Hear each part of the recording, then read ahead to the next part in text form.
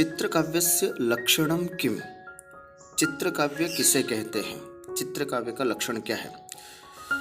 आचार्य आनंदवर्धन ध्वन्यालोक में चित्रकाव्य का लक्षण लिखते हुए ये कारिका लिखते हैं।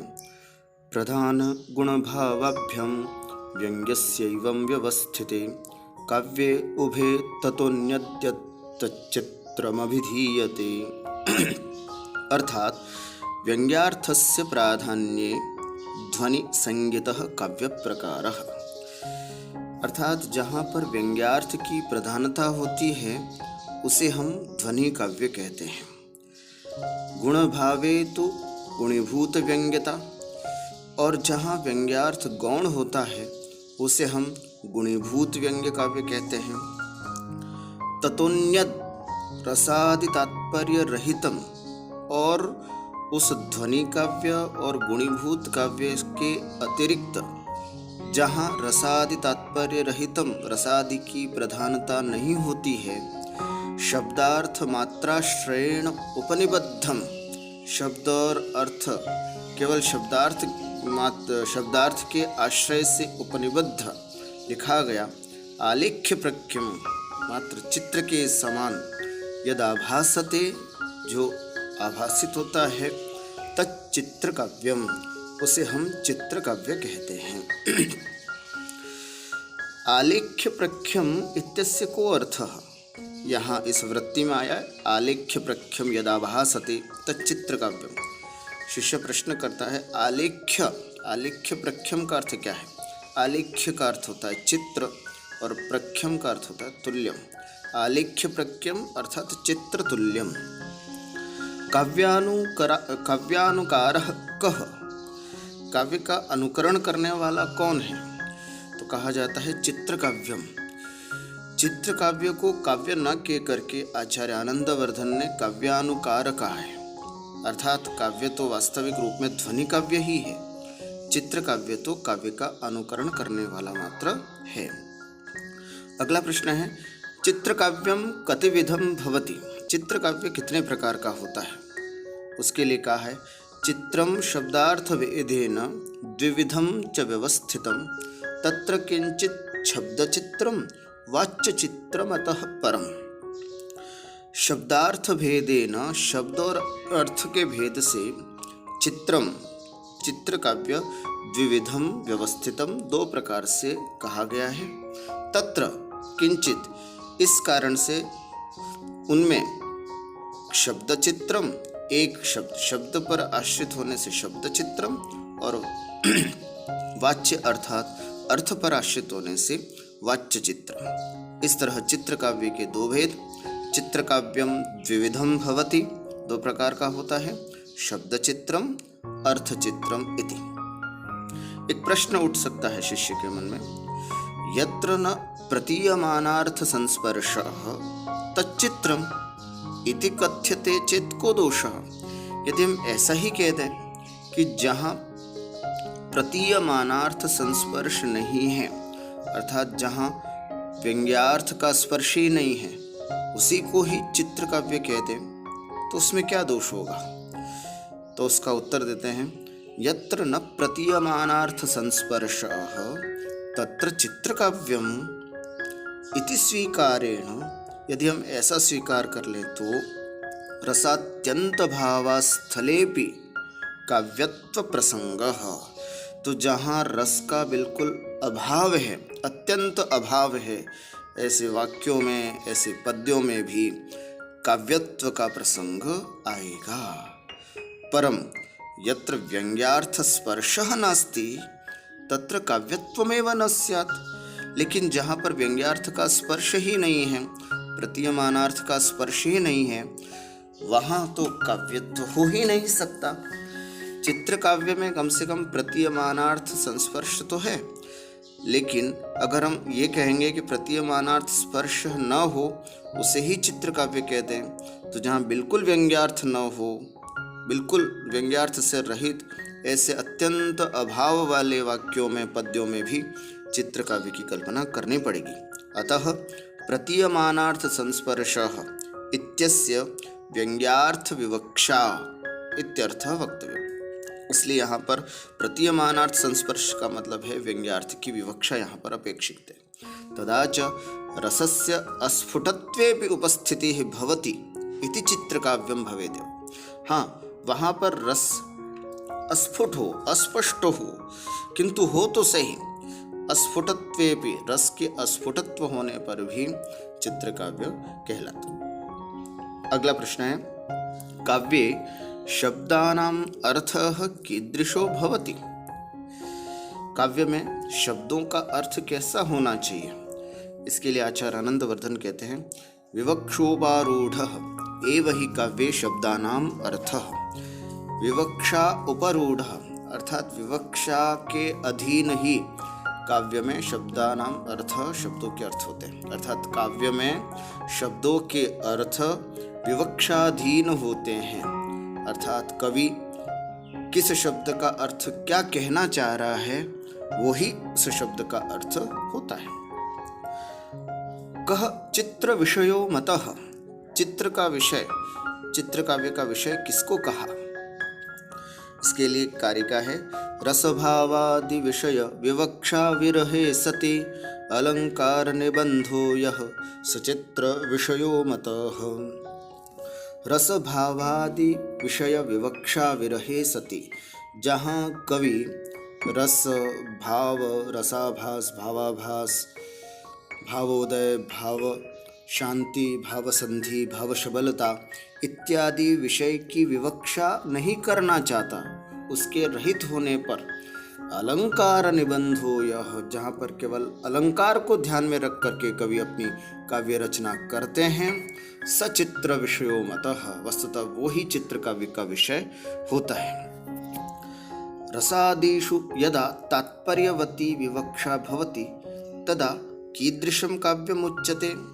आपने ऊपर तो कह दिया कि रसादि विषय विवक्षा विरहे सति, जहाँ रसादि की विवक्षा नहीं होती है और अलंकार परक काव्य रचा जाता है तो उसे हम चित्र काव्य कहते हैं। शिष्य प्रश्न करता है कि जब रसादिषु यदा तात्पर्यवती विवक्षा, रसादि में तात्पर्य से युक्त यदि विवक्षा हो तदा कीदृशं काव्यम उच्यते, वहाँ कैसा काव्य होता है? तो कहते हैं रसादिषु यदा तात्पर्यवती विवक्षा, रसादि में जब तात्पर्य से युक्त अर्थात प्रधानता से युक्त, रसादि में रसादि की प्रधानता को लेकर के यदि कहा जाता है, विवक्षा होती है, तदा ध्वनि काव्यम उच्यते, वहाँ ध्वनि काव्य ही होता है।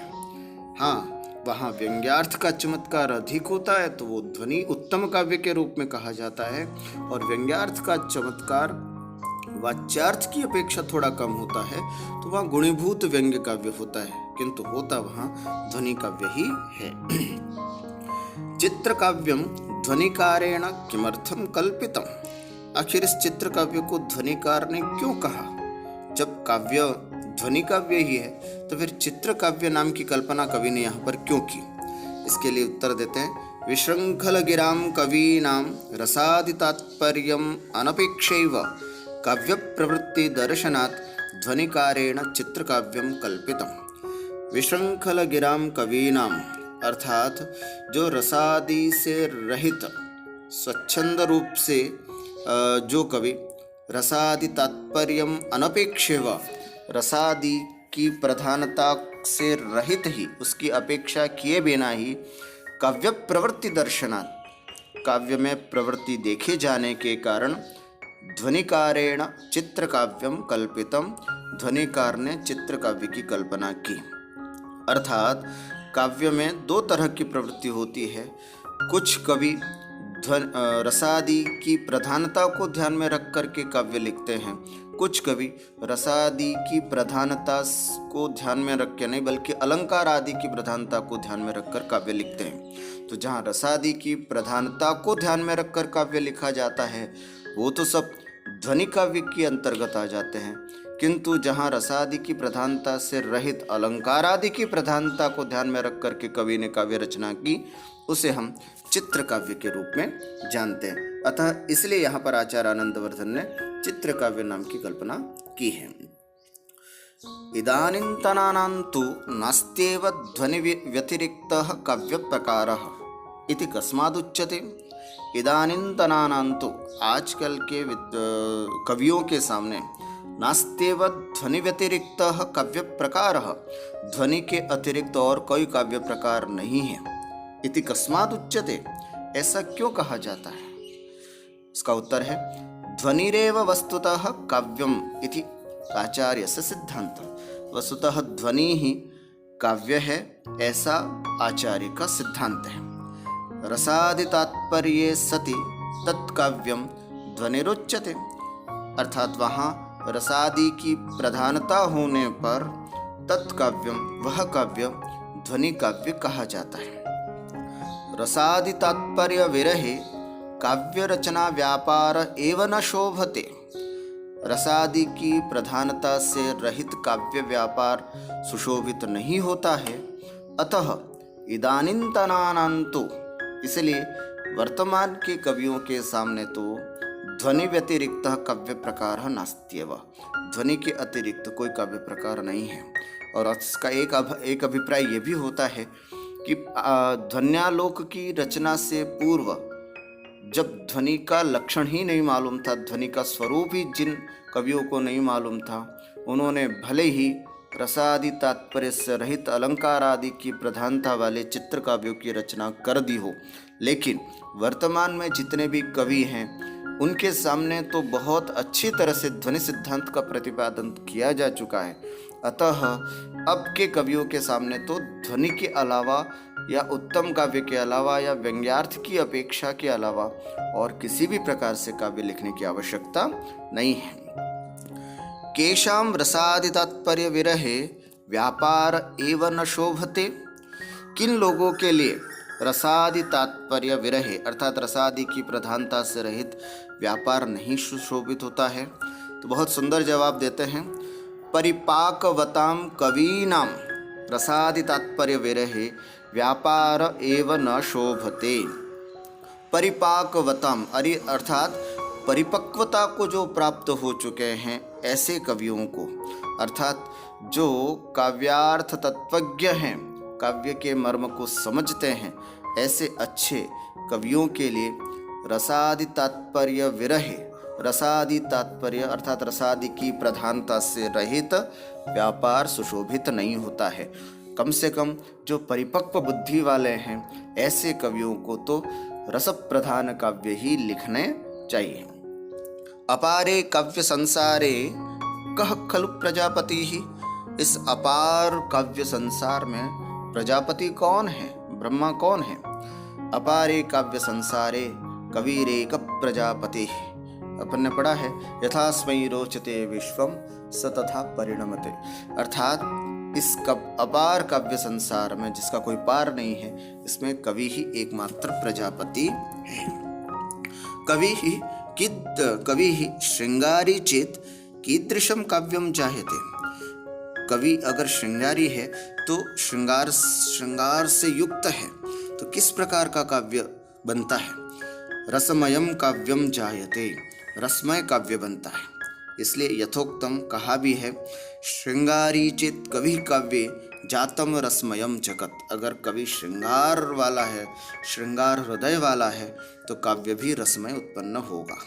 कवि ही वीतरागश्चेत कीदृशम काव्यम भवति, और कवि यदि वीतराग है तो किस प्रकार का काव्य होता है? नीरसम काव्यम भवति, नीरस काव्य होता है। यथोक्तम जैसे कहा है, स एव वीतरागश्चेन नीरसम सर्वमेव तत्, अर्थात वही कवि यदि वीतराग राग द्वेषादि से रहित हो तो नीरसम सर्वम, सब कुछ नीरस हो जाता है। सुकवि ही काव्ये भावान कथम व्यवहारयति, एक अच्छा कवि जो है वो काव्य में भावों को अर्थात पदार्थों को कथम व्यवहारयति, कैसे व्यवहार कराता है, भावों को किस प्रकार से परिणमाता है। तो यहाँ बताते हैं, सुकवि ही स्वकाव्य, एक अच्छा कवि जो होता है वो अपने काव्यों में अचेतन पदार्थान चेतनवत, अचेतन भावों को, अचेतन पदार्थों को चेतन की तरह, और चेतन पदार्थांच अचेतनवत, और चेतन पदार्थों को अचेतन की तरह यथेष्टम व्यवहारयति, अपने अनुकूल व्यवहार कराता है। इसलिए कहा भी है यथोक्तम भावान चेतनानपि चेतनवच्चेतना न चेतनवत् व्यवहारयति यथेष्टम सुकविः काव्ये स्वतंत्रतया। वही भाव यहाँ पर लिखा है, भावान चेतनानपि, अचेतनान भावानपि, चेतनवत्, चेतन की तरह, और चेतन भावान चेतनान अचेतनवत्, और अचेतनान भावान और चेतन भावों को अचेतन की तरह व्यवहारयति, व्यवहार कराता है। कौन? सुकवि ही, एक अच्छा कवि, काव्य में स्वतंत्रता से। सर्व एव काव्य प्रकारः कदा ध्वनिर्धर्मतां न अतिपतति। सभी प्रकार के काव्य प्रकार कब ध्वनि धर्मता को, ध्वनि के धर्म का उल्लंघन नहीं करते हैं। सर्व पदार्थानां रसैः सह संबंधे सति, सभी पदार्थों का, सभी भावों का रसों के साथ संबंध होने पर सर्व एव काव्य प्रकारो ध्वनिर्धर्मतां न अतिपतति, ध्वनि धर्म का उल्लंघन नहीं करते। चाटुषु देवतास्तुतिषु वा कीदृशः काव्य प्रकारः। चाटु, चाटुकारिता अथवा देवता स्तुतिषु, देवता स्तुति आदि में किस प्रकार का काव्य प्रकार कहना चाहिए। चाटु काव्येषु कामिनीनां नृपतीनां वा प्रसादकं मिथ्या प्रशंसात्मकं वाक्यं वर्तते। चाटु काव्यों में कामिनियों के प्रति या राजाओं के प्रसादकम, प्रसाद को उत्पन्न करने वाले, मिथ्या प्रशंसात्मकम और झूठी झूठी प्रशंसा करने वाले वाक्यम वर्तते, वाक्य होते हैं। अतः अत्र वाच्य वैशिष्ट्यम अस्ति, इसलिए यहाँ पर वाच्य की विशिष्टता है। वाच्य वैशिष्ट्ये गुणीभूत व्यंग्यत्वमेव, और जहाँ व्यंग्यार्थ की अपेक्षा वाच्य की विशिष्टता होती है वहाँ पर गुणीभूत व्यंग्य ही होता है। एवमेव देवतास्तुतिषु अपि, देवता स्तुतियों में भी वाच्य वृत्तापेक्षया रसादीनाम अंगतया व्यवस्थानम, रसादी का अंग रूप से व्यवस्थान है। तत्रापि गुणीभूत व्यंग्यः काव्य प्रकारः, देवतादि स्तुतियों में भी वाच्य की प्रधानता होती है, रस आदि जो है वो अंग के रूप में होते हैं, अतः वहाँ पर भी गुणीभूत व्यंग्य ही समझना चाहिए। परम उभयत्रापि रसाद्यपेक्षया ध्वनित्वमेव इति आचार्याणाम सिद्धांत, लेकिन दोनों ही स्थितियों में यदि रसादि की अपेक्षा मुख्य है, रसादि की प्रधानता से काव्य किया जा रहा है, तो ध्वनित्वमेव, वहाँ ध्वनित्व ही जानना चाहिए, ऐसा आचार्य का सिद्धांत है। सप्रज्ञक गाथासु इत्यादौ सप्रज्ञक इति पदस्य को अर्थः। सप्रज्ञक इति पदस्यार्थो वर्तते सहृदयः। यथोक्तम लोचने, जैसा कि आचार्य अभिनव गुप्त ने लोचन में लिखा है, सप्रज्ञकाः सहृदया उच्यन्ते, अर्थात सप्रज्ञक सहृदय कहलाते हैं। सप्रज्ञक गाथासु इति स्थाने कः पाठ भेदः। सप्रज्ञक गाथासु, उसके स्थान पर एक पाठ भेद भी मिलता है। तो दीधितिकारानुसारम सप्रज्ञक गाथासु इति स्थाने षट प्रज्ञादि गाथासु इति पाठो लभ्यते, ये पाठ भी प्राप्त होता है। फिर शिष्य के मन में प्रश्न होता है, षट प्रज्ञः इत्यस्य को अर्थः। षट प्रज्ञः, इसका अर्थ क्या है? तो षट प्रज्ञ इत्यस्य अर्थो वर्तते, इसका अर्थ है कुशलः, कुशल। त्रिकांड शेषानुसारम लक्षणमस्ति धर्मार्थ काम मोक्षेषु लोकतत्त्वार्थयोरपि षट्सु प्रज्ञास्ति यस्योच्चैः षट्प्रज्ञ इति संस्कृतः। अर्थात धर्म, अर्थ, काम, मोक्ष, लोक और तत्वार्थ, इन छह के प्रति जिसकी बुद्धि होती है, जिसकी भावना होती है, उसे हम षट प्रज्ञ कहते हैं। चित्र काव्य व्यवहारः केषां कृते वर्तते। आपने ये तो कहा कि ध्वनि के प्रति व्यवहार परिपक्व हैं यदि कवि, तो उनका ध्वनि काव्य के प्रति व्यवहार होना चाहिए। फिर शिष्य पूछते, आपने चित्र काव्य का भी वर्णन किया है, तो चित्र काव्य का व्यवहार किस प्रकार के कवियों के लिए आपने बताया है? तो इसलिए आचार्य आनंदवर्धन कहते हैं, प्राथमिकानाम अभ्यासार्थिनां कृते चित्र व्यवहारो वर्तते। प्राथमिक अभ्यासार्थिनाम, जो अभी काव्य लिखने का अभ्यास मात्र कर रहे हैं, अभी परिपक्वता नहीं आई है काव्य लिखने में, ऐसे कवियों के लिए चित्र व्यवहारो वर्तते, चित्र व्यवहार किया गया है।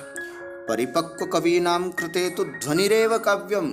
हाँ, परिपक्व बुद्धि वाले कवियों के लिए तो ध्वनि ही काव्य होता है। यथोक्तम, इसलिए कहा है, प्राथमिकानाम अभ्यासार्थिनां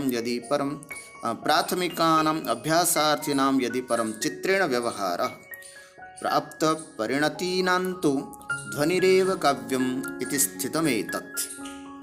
आचार्य आनंदवर्धनानुसारं कः काव्यमार्गः?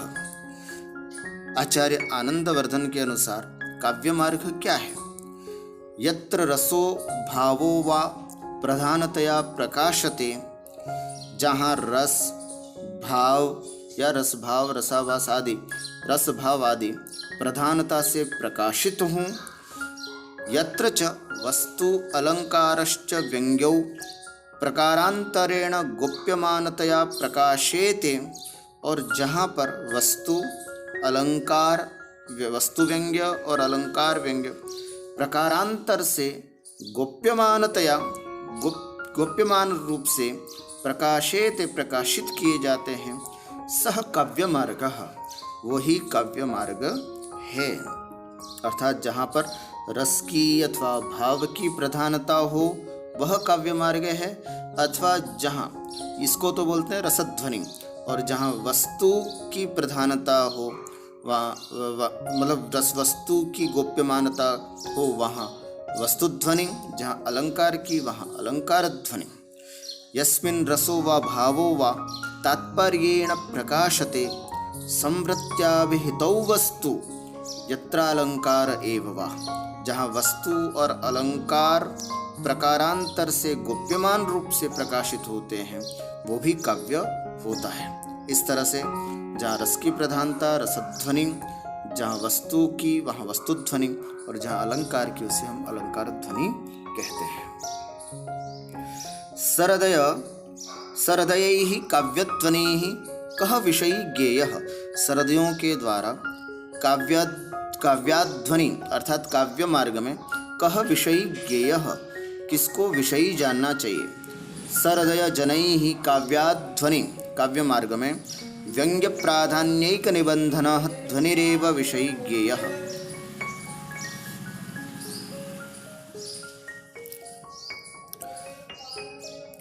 सरदय जनैः काव्याध्वनिः अर्थात काव्य मार्ग में कः विषयी ज्ञेयः, किसको विषयी जानना चाहिए?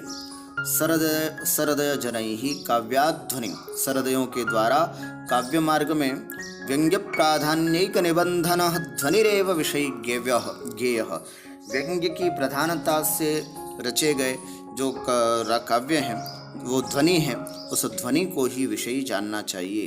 यथोक्तम, जैसा कि कहा है, काव्याध्वनि ध्वनिर्व्यंग्य प्राधान्यैक निबंधनः सर्वत्र तत्र विषयी ज्ञेयः सरदयैर्जनैः। बस आज इतना ही, शेष प्रश्नोत्तर हम अगले वीडियो में देखेंगे। नमस्कार।